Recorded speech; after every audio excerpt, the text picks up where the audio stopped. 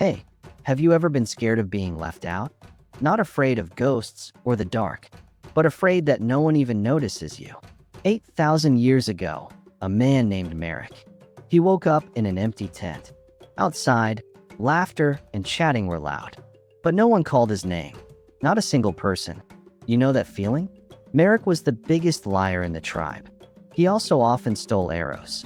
This week, 3 pieces of dried meat disappeared.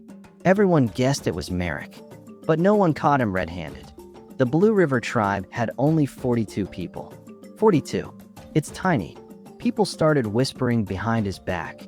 At night, no one sat next to Marek. They drifted away, little by little. The kids ran away when they saw him. The woman who used to sew his clothes. Today she pretended not to know him. Marek tried to laugh alone by the fire, but his eyes were bloodshot. He understood now. What were they doing? No hitting, no yelling, no kicking out. Just quietly abandoning him. Listen, this isn't just about meat. The whole tribe was deciding Marek's fate. And that's a very strange question. What really happens to the worst person? Not the strongest, okay. Not the smartest either. But the liar, the thief, the trust breaker. Today we have police, courts, prisons. Back in Marek's time, none of that existed.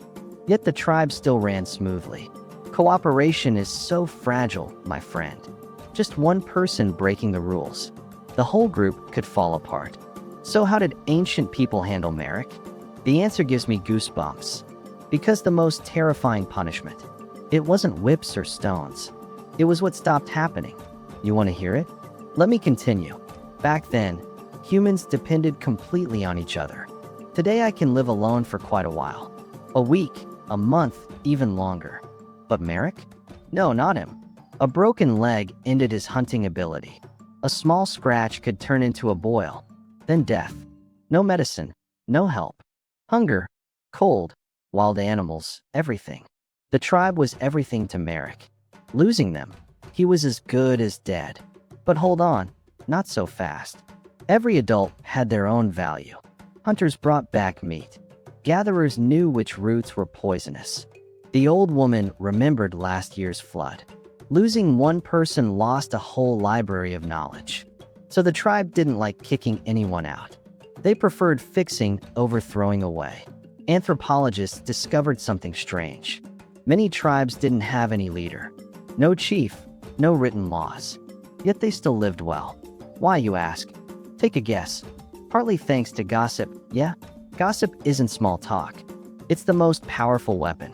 Who's trustworthy? Who's stingy? Who causes trouble? Who hides food? Among 42 people, everything spreads like wildfire. And gossip does one more thing. It helps people check each other. Marek thought he only stole from Mr. A. But really, he damaged everyone in the village. Imagine Marek sitting by the fire. No one threatened him at all. No one hit him or tied him up. They just grew distant. No more hunting invitations. No one asked his opinion on the fishing net. No one dropped by his tent to drink. Marek was still a member on paper. But in reality, he was drifting away. And that was exactly the target. Do you know why embarrassment exists? Why years later it still stings? When you remember lying in front of a crowd, look through the eyes of ancient people. Shame is an early warning system. Hand pain stops you from touching fire. Shame stops you from losing face in the group. Studies show social rejection. It activates the brain like physical pain. Real pain, not imagination. Losing the trust of 42 people. Losing the right to share meat, a warm place to sleep. Now do you feel scared? Yeah, that's why tribes didn't need whips.